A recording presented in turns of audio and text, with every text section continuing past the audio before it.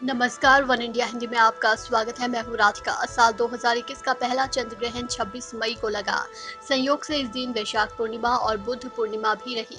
ये एक पूर्ण चंद्र ग्रहण था जो कि दुनिया के कई देशों में दिखाई दिया। 6 साल में पहली बार सुपर मून और चंद्र ग्रहण का संयोग बना था। कल आसमान में चांद आम रातों के मुकाबले ज्यादा बड़ा और चमकीला दिखाई दिया। आकाश में अद्भुत नजारा देखने को मिला। 26 मई को चांद जब निकला, सब उसे निहारते रह गए। चांद ने अपने बड़े आकार और चमकीले स्वरूप से सबको अपनी तरफ आकर्षित किया। कल रात चांद धरती के सबसे नजदीक था। पूर्णिमा पर चांद जब पृथ्वी के सबसे नजदीक होता है तो हमें वो बड़ा और चमकीला नजर आता है। इसे सुपर मून कहते हैं। चंद्र ग्रहण भारत के कुछ स्थानों समेत ऑस्ट्रेलिया, अमेरिका, एशिया, प्रशांत महासागर और अन्य क्षेत्रों में दिखाई दिया। हालांकि बाकी स्थानों की तरह ये पूर्ण चंद्र ग्रहण नहीं बल्कि आंशिक रूप से उपछाया चंद्र ग्रहण था।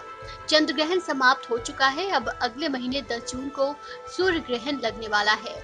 इस साल कुल 4 ग्रहण लगने हैं, जिनमें से 2 चंद्र ग्रहण और 2 सूर्य ग्रहण हैं। साल 2021 के 2 सूर्य ग्रहण में 1 जून और दूसरा दिसंबर में लग रहा है। 2 चंद्र ग्रहणों में पहला 26 मई को लग चुका है और दूसरा नवंबर महीने में लग रहा है। इस साल का दूसरा ग्रहण सूर्य ग्रहण है। ये 10 जून को लगेगा। ये भी भारत में नहीं दिखाई देगा। ये आंशिक रूप से भारत में दिखाई देगा, इसलिए इसका भी कोई धार्मिक महत्व नहीं माना जाएगा। भारत में नहीं दिखने के कारण इसका भी सूतक अमान्य होगा और मंदिरों में धार्मिक कार्यों के करने पर कोई रोक नहीं रहेगी।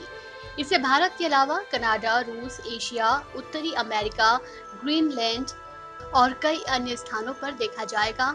भारतीय समय के मुताबिक ये वलयाकार सूर्य ग्रहण दोपहर करीब 1:42 पर शुरू होकर शाम 6:41 पर खत्म होगा।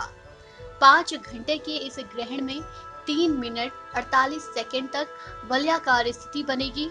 सूर्य ग्रहण पृथ्वी और सूर्य के बीच चंद्रमा के आ जाने से बनता है और इसे खुली आंखों से नहीं देखा जाता।